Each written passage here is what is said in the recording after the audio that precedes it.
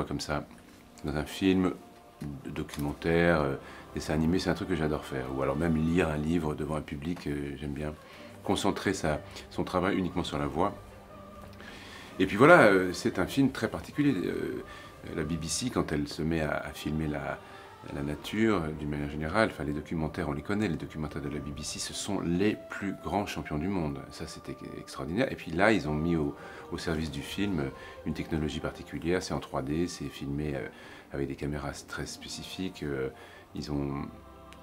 Enfin, voilà, ils sont allés dans 13 pays, il y a eu énormément d'équipes de tournage, c'est lourd.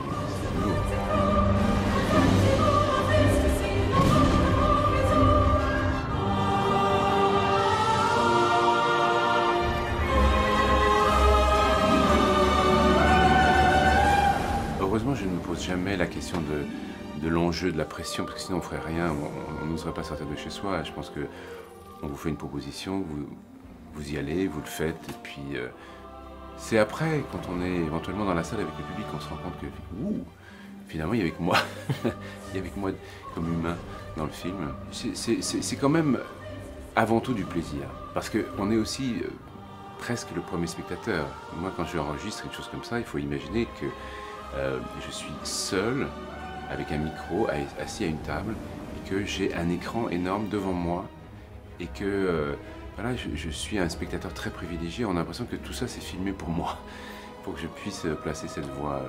C'est un beau cadeau, enfin, c'est une situation très privilégiée.